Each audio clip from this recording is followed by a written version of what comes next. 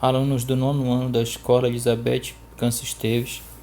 Aqui quem vos fala é o professor Pedro Magalhães, do componente curricular Educação Física. Novamente para mais uma semana de aulas remotas. Hoje o conteúdo que nós iremos abordar nessa aula é a história do futebol feminino no Brasil.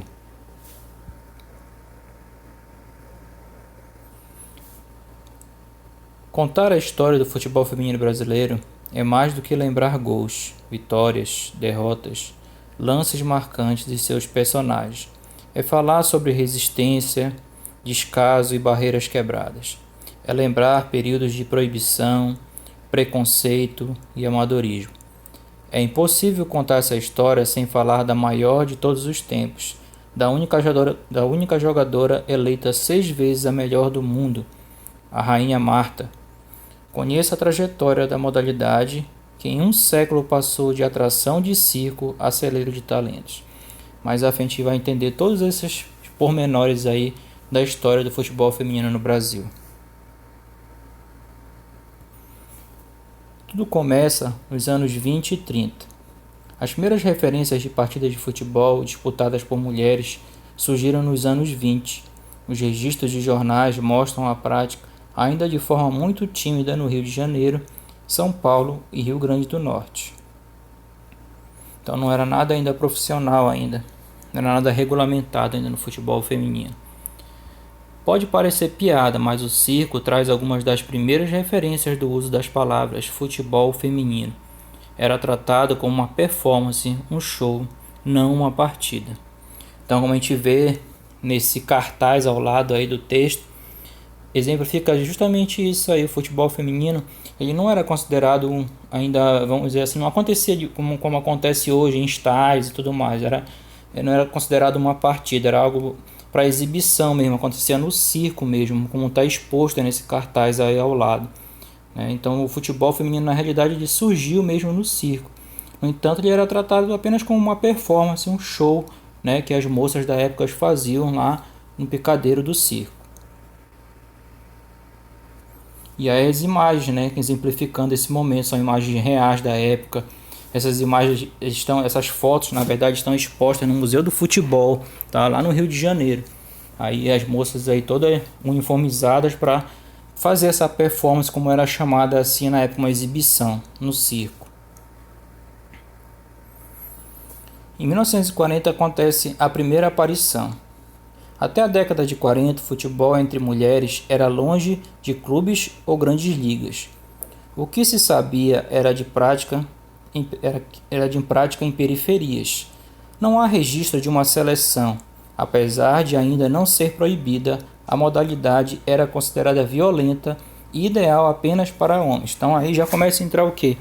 O machismo da época, em que se achava que as partidas de futebol, o futebol, só eram homens que podiam jogar. Então essa é uma visão machista da época. Em 1940 ainda, o cenário ameaçou mudança. Foi quando houve jogos entre mulheres no Pacaembu. É um estádio que existe em São Paulo, para quem não sabe, um estádio que pertence à Prefeitura Municipal de São Paulo. Por exemplo, em vez de fomentar a prática, essa visibilidade gerou revolta em parte da sociedade. Caso principalmente dos homens, a sociedade era muito machista. As notícias sobre mulheres jogando futebol provocaram esforços da opinião pública e autoridades da época para a proibição. Então notem como a sociedade da época era machista. Tinha esse pensamento que só os homens podiam praticar esporte. Em particular a gente está falando do futebol, mas isso não acontecia só no futebol. Certo? Então, o que falou aí? Em vez dessa visibilidade das mulheres que começaram a jogar futebol dentro dos estádios, fosse fomentar, fosse fazer com que o futebol feminino crescesse no nosso país, não. Isso trouxe revolta, em algumas partes da sociedade. E a gente vai ver o que aconteceu mais à frente aí a respeito disso. E aí, no ano de 1941, acontece a proibição da prática do futebol feminino no nosso país. A primeira proibição ocorreu através de um processo de regulamentação do esporte no Brasil. Criou-se o CNB, que era o Conselho Nacional de Desportos da época, sob a alçada do Ministério da Educação. Nesse ano de 1941, se debatia profissionalização e amadorismo, ainda de forma rasa. Não se pensava ainda sobre, a profissionalização e o amadorismo no futebol. Mas não era nada que era levado a sério de fato. Foi assim que a temática dos esportes femininos se tornou uma demanda do CNB. Foi então instituído um decreto-lei com o número 3.199, no artigo 54, que esse texto trazia de forma mais geral que as mulheres não deveriam praticar esportes que não fossem adequados à sua natureza, apesar de não ser citado nominalmente o futebol se enquadrava. Então esse documento que está ao lado aí é o documento da época, em que criaram essa lei aí que mulher não poderia praticar esporte, no caso especificamente do futebol. Tá? Então notem, mais uma vez, reforçando aí mais uma vez, o machismo dentro da sociedade brasileira, que não via com bons olhos a prática do futebol por mulheres, tá? Através desse documento aí. Mais à frente a gente vai ver que isso ficou um pouco pior ainda com relação a isso, a proibição. E aí em 65 essa proibição foi realmente detalhada. Olha o que aconteceu. Em 1965, já no governo militar, então a gente viu que uma ditadura militar no Brasil. O decreto-lei é novamente publicado, desta vez de forma mais detalhada. Assim como em 1941 circulavam novas notícias de mulheres jogando futebol de forma clandestina. O que quer dizer isso? Por peso de lei, as mulheres não podiam praticar futebol. Com isso, elas continuavam praticando esse futebol, mas de maneira escondida das autoridades. Por conta da proibição, há poucos registros. Desta vez, a deliberação cita especificamente a modalidade. Olha o que falava esse decreto-lei, com o número 3.199, de 14 de abril de 41. No capítulo 9, disposições gerais e transitórias. Olha o que fala especificamente nesse artigo 54. As mulheres não se permitirá a prática de desportos incompatíveis com as condições de sua natureza, devendo, para este efeito, o Conselho Nacional de Desportos baixar necessárias instruções às entidades desportivas do país. Então, que não se permitia a prática de desportos incompatíveis. Então, eles queriam dizer que o futebol é incompatível para as mulheres.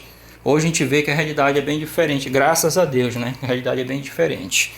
Mas ainda tem muito a evoluir. A gente vai ver mais à frente isso ainda.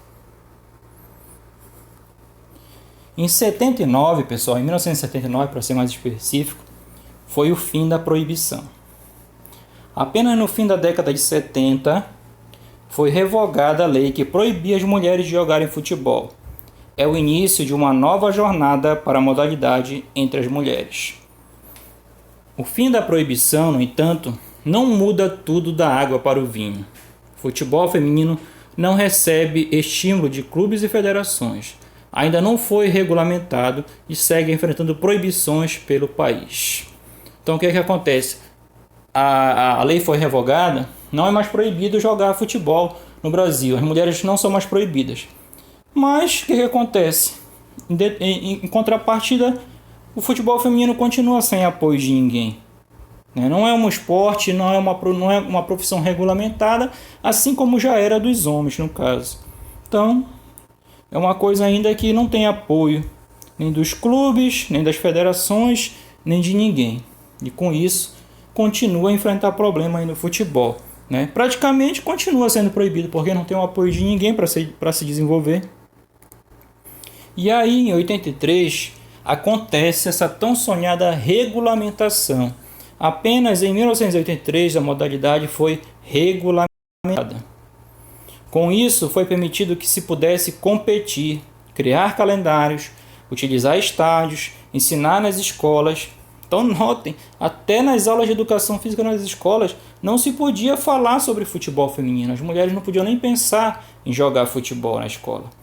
Clubes como o Radar e Saad surgem como pioneiros no profissionalismo.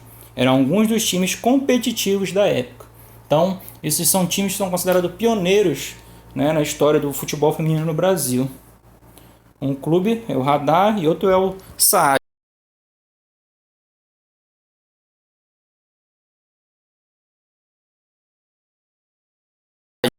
verdade, algo bom, entre aspas, aconteceu no ano de 1988, né? Um torneio experimental, né? Então, em 1988, a FIFA, que é a Federação Internacional de Futebol, que é a mesma que é responsável também por organizar competições a nível internacional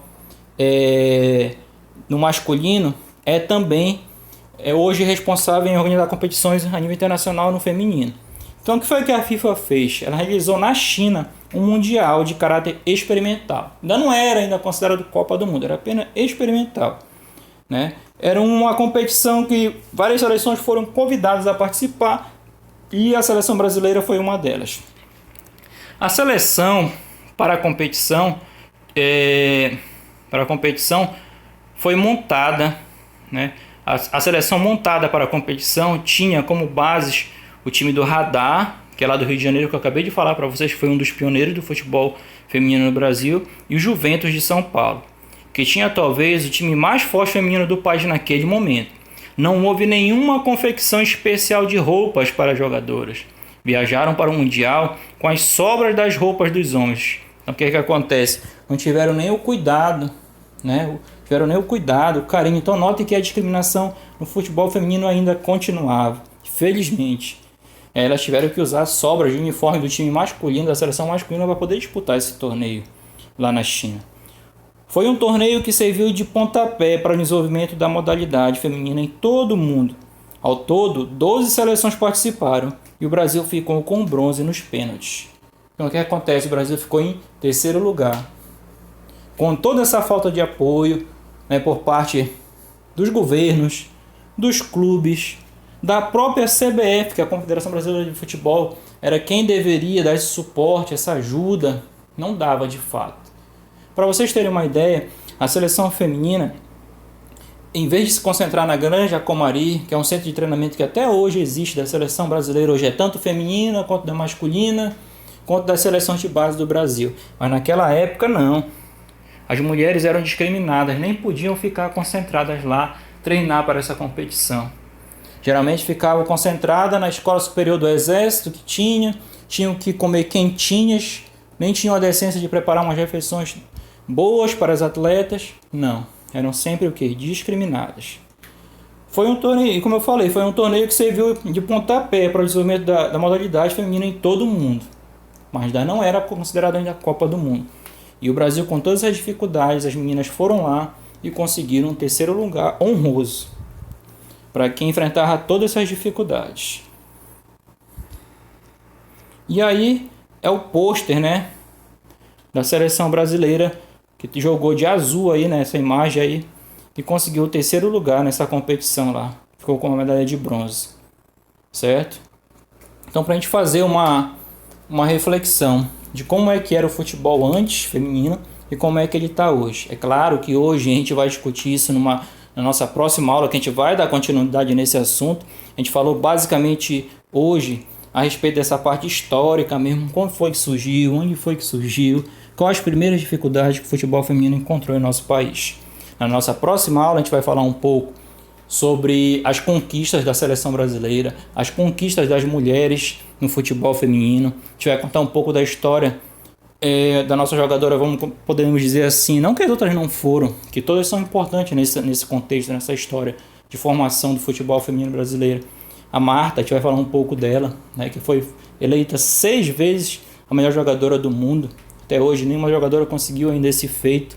E a gente vai falar abordar outros assuntos ainda, né, do que o futebol feminino já evoluiu e o que ele ainda precisa evoluir, né, que ele precisa de ser comparado ao futebol masculino, na verdade ser levado a sério, como é levado o futebol masculino em nosso país e no mundo também. Vamos falar um pouco por que tem essa diferença de salários ainda, dos homens ganham mais, as mulheres ainda continuam ganhando menos que os homens, sendo que elas desempenham a mesma profissão, a mesma função. Então a gente vai falar de tudo isso na nossa próxima aula. Então até lá!